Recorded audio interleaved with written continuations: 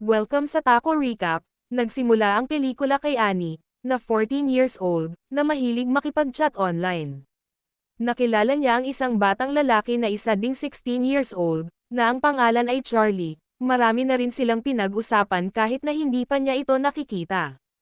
Ang kanyang mga magulang naman ay pangalan lang ng lalaki ang alam nila, nagbigay na rin ang dalaga ng mga litrato niya habang si Charlie ay hindi pa. Pagka-uwi galing sa paaralan, agad na nag-chat si Annie kay Charlie, na nakapasa siya sa volleyball team.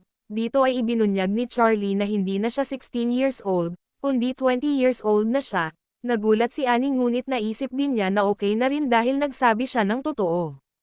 Sa sumunod na gabi, tinanong ni Annie si Charlie kung naayos na ba ang kanyang camera, para mag-video call sila, ngunit sira pa raw ito. Nadismaya si Annie ngunit nawala rin dahil pinasahan siya ni Charlie ng mga litrato niya. Sobrang namangha naman si Annie sa binata dahil gwapo ito at volleyball player din na kagaya niya. Lumipas ang ilang araw, inamin ng binata na hindi siya 20 years old, kundi 25 years old na. Muling naguguluhan si Annie kay Charlie, ngunit sa huli ay pinatawad rin niya ang binata dahil mahal na niya ito. Kinabukasan, umalis ang kanyang mga magulang para ihatid ang kanyang kuya sa kolehiyo. Nalaman ito ni Charlie, kaya't niyaya niya si Annie na magkita na. Masayang tinawagan ni Annie si Charlie na nasa mall na siya. Nagulat siya nang may nagpakilala na siya si Charlie. Naiyak si Annie dahil matanda na pala si Charlie. Pinakalma naman siya at pinaliwanag na siya pa rin si Charlie. Nakachat niya kahit na matanda na siya. Sinabihan niya si Annie na huwag intindihin ang agwat nilang dalawa. Inamin rin niya na mahal siya. Sa huli ay tinanggap ni Annie si Charlie kahit na nagsinungaling ito sa edad niya, na kahit mukhang ama na niya ito. Nakita naman ng kaibigan ni Annie ang dalawa. Nagtataka ito kung bakit may kasamang matanda si Annie, habang ang mga magulang ni Annie ay abala sa paaralan ng kanyang kuya. Ang dalawa ay kumain ng ice cream, pagkatapos ay pinakita ni Charlie ang kanyang regalo sa kanya. Nagulat naman si Annie dahil bra at panty ang regalo ni Charlie. Naghihintay naman si Charlie sa hotel, na naghihintay na magbihis si Annie. Nang makalabas na ng banyo si Annie namangha siya sa binigay niyang regalo, dahil bagay ito kay Annie. Pinaupo niya si Annie, at sinabihan na maganda siya sa pula na suot niya. Unti-unting inaakit ni Charlie si Annie hanggang pinilit niyang sibakin si Annie. Wala nang nagawa si Annie kundi humiga na lang. Sa sumunod na araw, hindi niya makontak si Charlie. Sa paaralan tulala lang si Annie. Napansin ito ng kanyang kaibigan, kaya't nagsumbong siya sa principal. Agad siyang kinuha ng mga pulis at dinala sa hospital. Nalaman ng kanyang mga magulang ang nangyari sa kanya na ginahasa siya ng boyfriend niya. Nagulat naman sila dahil wala namang boyfriend si Annie. Sinimulan ng eksamin si Annie kung ginalaw nga ba siya, habang naghihintay naman ang kanyang magulang sa labas. Nang matapos ay naiiyak na lang si Annie at niyakap ang kanyang mga magulang. Dumating naman ang FBI agent na hahawak ng kaso ni Annie. Sinabihan niya si Annie, na ibigay sa kanya ang damit na sinuot niya nung nagkita sila ni Charlie. Sa bahay, binigay kaagad ni Annie ang damit na sinuot niya nung sinibak siya ni Charlie. Tiningnan din ng agent ang laptop ni Annie. Pinipilit nilang mag-chat si Annie kay Charlie para malocate ng FBI, ang bahay ni Charlie. Tumawag naman si Charlie at tinanong si Annie kung nasaan ang kanyang mga magulang. Nagsinungaling naman si Annie na umalis sila. Hindi na nagsalita si Charlie. Nang nagulat sila na tumunog ang cellphone ng kanyang ina, napagtanto nila na si Charlie ang tumawag sa cellphone ng kanyang ina, at nalaman na nagsinungaling si Annie na mag-isa lang siya, kaya't agad nag-offline si Charlie.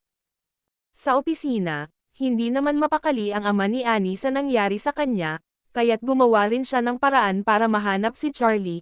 Pinakita niya ang mga larawan ng mga lalaki na may kaso na sumisibak ng mga menor de edad. Iniisa ni Annie ang mga litrato ngunit wala doon si Charlie. Pinaulit ng kanyang ama ang mga litrato sa kanya at pinatingnan mabuti, ngunit nagalit si Annie dahil para sa kanya mabait si Charlie. Pinuntahan naman ng kanyang ama ang isang lalaki na may kaso, sinubaybayan niya ito na baka siya si Charlie.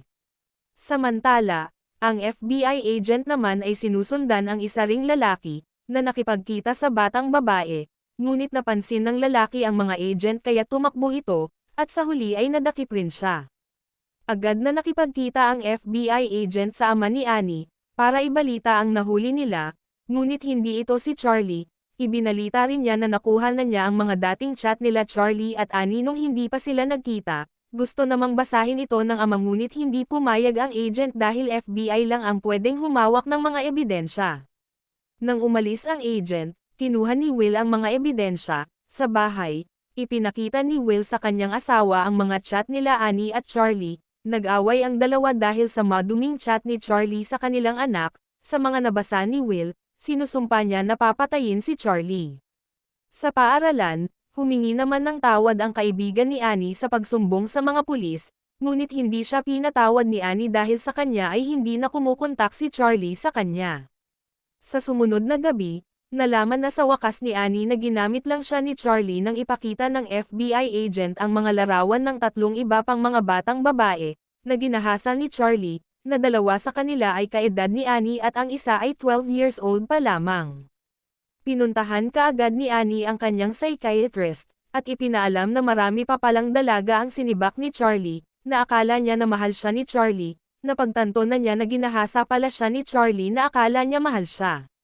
Kinabukasan, habang naglalaro ng volleyball si Annie, nakita ni Will ang lalaki na may kaso sa sibakan sa mga menor de edad, nakita niya ito na may hawak na kamera kaya't nilapitan niya ito, sinuntok niya ang lalaki na akal ang nagvi-video ng mga dalaga na naglalaro, natigil lang ito nang lumapit ang isang dalaga at kinumusta ang lalaki, napagtanto ni Will na anak pala ng lalaki ang dalaga na isang player din sa volleyball.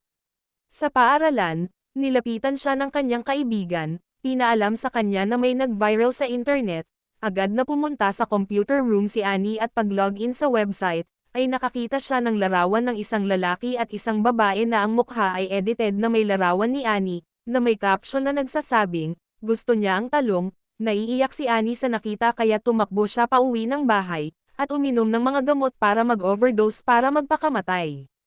Nakatanggap naman ng tawag si Will sa kanyang asawa, para sabihan na tingnan si Annie, dahil may kumalat na malaswang larawan niya.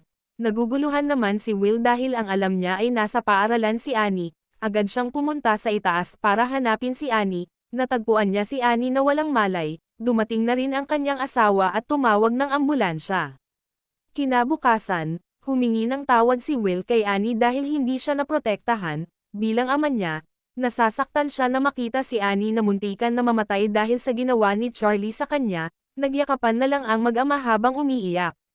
Flashback, ipinakita ang footage ng video camera ng isang lalaki, na nagre-record ng isang batang lalaki, kinuha ng batang lalaki ang camera, at ibinaling ito sa kanya, pinakita na ito si Charlie, may lumapit naman na lalaki, at ito pala ang kuya ni Annie na pinakilala niya sa mga magulang niya na physics teacher niya ito, na ang pangalan ay Winston. Pinakilala din ni Winston ang kanyang asawa at ang anak niya na humahawak ng kamera. Ang totoong pangalan pala ni Charlie ay Winston na may pamilya na.